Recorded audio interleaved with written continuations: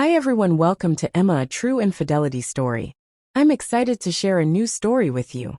There are moments in life when, no matter what you do, you cannot escape the traces of the past. When my husband went on a business trip, I was left alone at home. But this loneliness was not just the silence of the house. The silence inside me was much deeper and suffocating. It all started with an innocent friendship. But that one step I unknowingly took soon turned into my biggest regret. Now I will tell you the unforgettable story of this cautionary tale. I could never imagine that it would be this hard to stay without my husband for the work of his. The emptiness began to seep in into all things within the house. And the moment he finally walked out through the door, something began building up inside my head. And it was superficial on the first day, but deeper inside by days. Yes, I had dealt with this kind of loneliness before briefly, but this time it was different. He wasn't going to be gone for a little while. He would be gone in weeks, and it felt like a dark cloud had fallen upon me. During the first days, I acted just like everything was okay. I did little things that could divert my attention. I watched LED TV, tried to read books, and cleaned the kitchen more than I needed to. Jack was always following me everywhere. Wherever I went, he silently watched me. I was secretly grateful to him. Without Jack, perhaps this loneliness would have been unbearable. But still, the magnitude of the loneliness required more than a cute dog's loyalty. One morning, while preparing my coffee in the kitchen, memories of having breakfast with my husband flooded my mind. His laughter, the way he used to talk, that funny expression that came onto his face when he forgot something. My eyes involuntarily welled up with tears. I noticed Jack silently watching me from the kitchen door. His head was cocked, looking as if he were trying to understand me. I bent down and patted his head. "What am I going to do, Jack?" I said, smiling faintly. But even then a void inside me was there. As the days went by, the silence in the house grew heavier. The silence didn't just fill my ears. It filled my heart as well. Even when the LED TV was on, I could feel that silence. It was as if something inside me had broken. I noticed one day that Jack's constant following me, the feeling of his eyes on me, only reminded me more of my loneliness. One evening, when I returned home from work, I felt completely exhausted. I had been surrounded by people all day, yet I still felt lonely. People often don't realize, but loneliness is not just a physical thing. It's a spiritual emptiness. That evening, Jack acted closer to me than usual. As I sat on the couch, he came right up to me, laid his head on my lap, and took a deep breath. In that moment, I realized that Jack wasn't just a cute dog to me, but also a friend, a support. But even that wasn't enough. The emptiness inside me was so vast that even Jack's loyal presence couldn't fill it. One night in bed, I saw Jack standing in the bedroom doorway. He looked at me several times. At that moment, I felt strangely quiet and uncomfortable. His eyes were on me as if he wanted to say something. Those eyes comforted me, but at the same time they put some pressure on me. At that point, I realized that my loneliness was not just because of my husband's absence. It was an opportunity to face the fears and regrets I had held inside for years. When I woke up in the morning, my eyes naturally sought out Jack. As usual, he stood in front of the door. I had a wonderful sense of peace inside me, but that peace did not last all day. I felt violent inside. One part of me thought I could handle this loneliness, and another part of me felt completely lost. Walking with Jack, I noticed how distant and meaningless the outside world seemed. People were laughing in the street, and children were playing. But I felt like I wasn't part of that world. It felt like I was being pushed away by a stranger in the back of his garden. I gripped Jack's leash tightly and breathed heavily. "I'm fine," I told myself. But even those rumors sounded false. Since my husband left, time seemed to slow down somehow. The days stretched in. The night never seemed to end. As soon as I woke up in the morning, I felt like something was missing.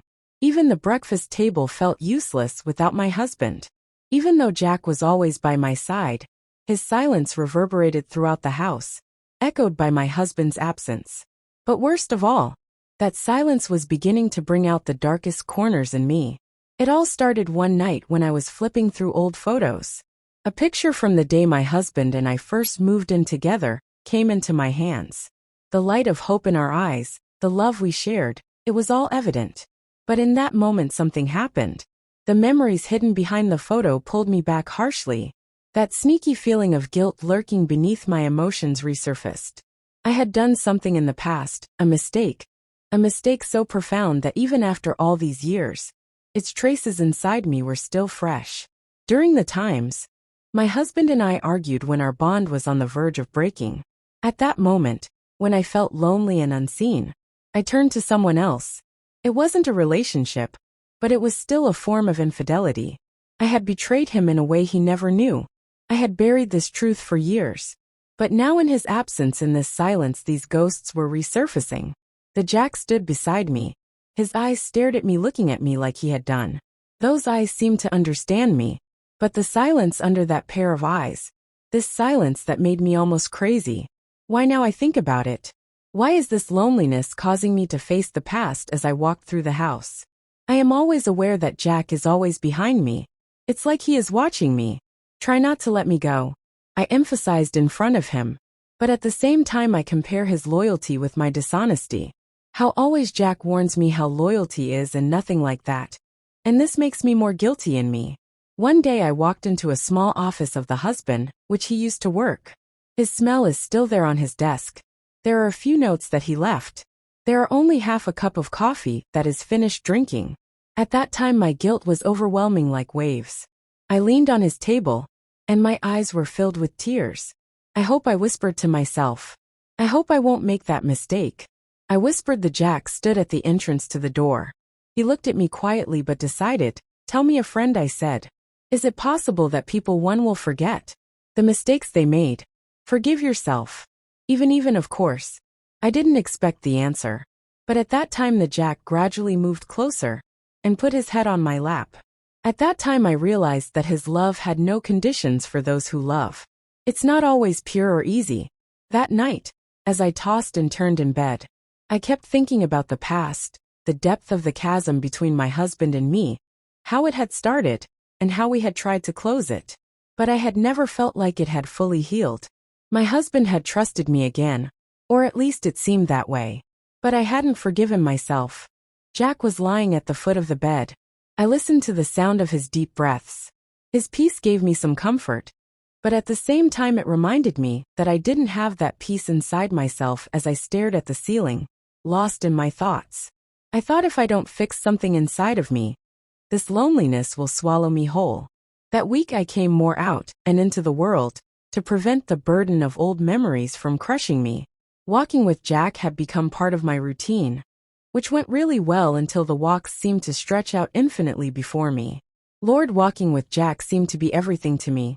Long walks all over that park, all until I stared into Jack's eyes, his innocent face so full of life, so full of canine energy, and then his sweet, beautiful wisdom.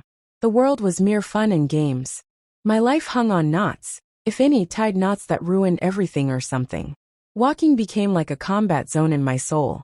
He had forgiven me, but I was carrying that burden. Still, it seemed only Jack's eyes dared ask me that increasingly confusing question. Why does it seem so difficult to forgive oneself? That week was spent thinking up every lonely moment while alone at home, and just trying to find an answer to that question. But I never found a practical answer. Only that Jack's face reminded me of loyalty. How pure could it be in a cute dog, but how very complicated it was in a human. These thoughts kept me up every night, really. The skeletons in the closet were so exhausting. Yet the facing was empowering in some strange way. Now crushed under the weight every day with every breaking hour, I was gradually awakened. But this awareness was pulling my mind in all directions. They asked, on the one hand, my love for my husband, and on the other, the very essence of loyalty. The fight went on, and on that morning I decided I wanted to take a long walk with Jack. The air was cool, and the sun was hiding behind gray clouds. As we walked through the park, people were walking. Their cute dogs and children were running around. Everyone seemed preoccupied with their own lives, and that gave me some comfort. I liked getting lost in a crowd because no one knew me. No one knew what I was going through. Jack, as usual, was full of energy. His head was lowered, sniffing everything around him. His cheerful demeanor made me smile. But that smile didn't stay on my face for long. A voice echoed in my head. Are you really happy? I asked myself that question over and over, but I couldn't come up with an honest answer. There I found an old bench in a corner of the park. Jack sat beside me. He was sitting there watching me as if he was saying, "Come on, tell me how you feel." Always was the solace of silence. I put my arms around him and bowed my head a bit. There are times I do not even know what I am supposed to do. And of course I was not expecting an answer. But talking to him made the world seem that much more tolerable. While on my way back, I began to see the solution. After gathering great courage, I decided to share my secret with my husband. Yet such a decision filled me with horror. For years, I had been harboring this truth like a hungover bum. No good caradam, prophet human. Yet in spite of that, as long as I kept this bit of truth to myself, I would never be free. Jack was an energy bringing a little peace as I got back into the house. Yet the heaviness inside me was not lifting. I dashed into the kitchen and started to fix myself a cup of coffee as I stirred in the coffee and sweetener. The most beautifully cherished memories took a temporary screen in front of my mind. When we had first met, our wedding, our moving into our new home. And then came the dark period. It crawled between us and the horrid mistake I made. I was almost feeling sick at just the thought of it. At that moment the phone rang. It was my husband. I quickly picked up the phone and hearing his warm voice, instantly shifted something inside me. How are you? He asked. I'm fine, I replied. But he noticed the unease in my voice. Is something wrong? You sound a little off. I didn't know how to answer that question. The silence stretched on. I just miss you, I said, brushing it off. He seemed to accept it and continued talking, but something inside me had broken. I wanted to tell him, but I couldn't find the courage. That night I tossed and turned in bed. Jack, as usual, was lying at the foot of the bed. I turned my head to look at him. You know what I should do, don't you? I whispered without saying anything. He just kept looking at me, yet his silence felt like an answer in my mind. I needed to tell him something.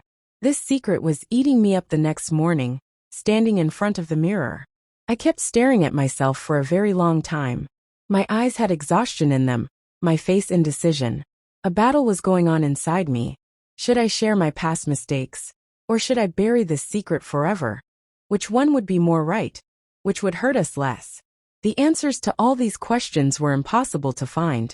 I walked around the house most of the day, looking at old photos, and thinking about all the places my husband and I had been.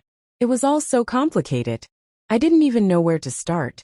But Jack was following me everywhere. His presence gave me strength. Somehow he was a reflection of my conscience. Afternoon had come and sealed the matter in my head. I wanted to call my husband and just tell him it all. But that wasn't about to happen anytime soon. I wanted him home, and so I waited. Waiting that gave time but added fear as well. Yet by that time there was no turning back. This meant a face-to-face encounter, where it all had to be brought into the open. That night, while petting Jack's head, I asked him, "What is loyalty, Jack? Is it loving unconditionally like you do? Or is it about being able to accept your own mistakes?" I still didn't know the answer to that question. But one thing I was certain of. I couldn't move forward without facing the past. The day had come, the day he was coming home. The thoughts I'd been wrestling with for days, the fears eating me up, all surrounded me like a cloud of mist. That morning as I stood in front of the mirror, I told myself, today you'll tell him everything. But even those words didn't feel strong enough, because the voice inside me still resisted. What if you lose him? What if this is the end of your relationship? Jack was silently watching me from the kitchen. I always felt like there was a kind of wisdom in his eyes. It was as if he understood everything yet said nothing. His presence was both comforting and frustrating. Can I do this, Jack? I asked. He just tilted his head. I knew how silly it was to expect an answer from a cute dog. But right then he felt like the closest thing to me. I tried to keep myself busy cleaning the house, until it was time for him to return. Tidying up the house was the easiest way to distract my mind. But every corner I cleaned, every item I rearranged reminded me of the mistakes of my past, and the burden of this secret. My heart was racing like I had been running for hours. Every passing minute seemed to heighten the tension inside me. The time finally came. They heard the sound of keys being changed at the door. My heart was so fast it felt like it might burst. The bud immediately ran to the door, wagged his tail, waited for Joy. I smiled at him when he saw her so far. But that smile disappeared when my husband entered the room. He was there. When I saw it, I briefly retired. But then again the rumors descended on me. He came over and laid me on his sticks next to him and gave me a hug. I missed you a lot, she said. I've left you, I said. But it was impossible to notice the stress in my voice. Even his heat couldn't calm me down. My inner battle was still going on. When preparing dinner, I have spent time in silence. He was talking about his business trip, and I was listening.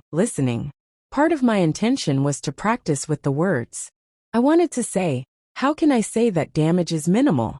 How can I be vulnerable to him? But even if I chose any word, I knew this conversation would definitely suffer. We went home after dinner. Badly was on his knees, like a Gallatin bastard. We sat on the side couches. They turned on the LED TV, but he didn't see both of us. They felt like it was the right time with the deep breath. It feels like the heart has burst out of my C********T. We need to talk to us. I finally said. He turned his gaze to me. He was worried about his eyesight. Really, what happened? I asked him. What is it? At that point I wanted to quit everything. I wanted to stop the conversation and let this burden carry a little longer. But I couldn't. This conversation was hard as it was, but it needed to happen. This isn't going to be easy, I said. My eyes were filling with tears. He took my hands. What's wrong? You're scaring me, he said. I took a deep breath and began to speak. At first, I spoke slowly, hesitating. I told him about the mistake I had made, how I had drowned in loneliness during his long business trips, how I couldn't handle that loneliness. As the words tumbled out of my mouth, the expression in his eyes weighed heavier than anything else. First shock, then disappointment, and finally anger. How could you do this to me? He asked. Finally, in that moment, I felt like my world was collapsing. I couldn't look at him. My eyes were on the floor, my hands trembling. I thought about not telling you anything. I said, but I can't live with this weight anymore. I need to be honest with you. There was a long silence, a silence that felt like it lasted hours. He stood up and took a few steps. Then he turned around and looked at me. You've kept this secret for all these years, so why are you telling me now? The question was so hard to answer. Because I love you, I said, and I feel like I need to be honest with you. That night we talked. Sometimes he yelled. Sometimes he stayed silent. Sometimes he cried. Sometimes he listened quietly. Jack moved around us like a silent shadow, as if he too could feel the weight of the confrontation. Everything was so complicated that I didn't know how it would end. Finally, silence settled in the room. How do we fix this? He asked. I don't know, I said. But I want to try. I want to do everything I can to make it right. That night we slept in different rooms. Jack, however, slept by my side at the edge of the bed. Even his breathing brought me some peace. But I didn't know what my husband was thinking, or where this relationship would go. Was this an end or a new beginning? The only thing I knew for sure was that I had finally freed myself from the burden of the past. Eventually, I realized that everything has a price. That moment, that regret wasn't just mine. Every wrong I did didn't only hurt me. It hurt everyone around me. Sometimes a person strays onto the wrong path to find themselves. But what matters is knowing how to turn back. I now know that the loneliness and emptiness inside me cannot be filled by anything outside. True happiness and peace must be found within with every step. We must not cross our own boundaries, and we must not lose love or loyalty. Remember, even if it's by mistake, once you take a step, it might take even more effort to go back. The lessons I've learned from this story, I hope, will serve as a lesson to you too. If this story resonated with you, please like, comment, and subscribe. Your support helps us craft more engaging stories for you.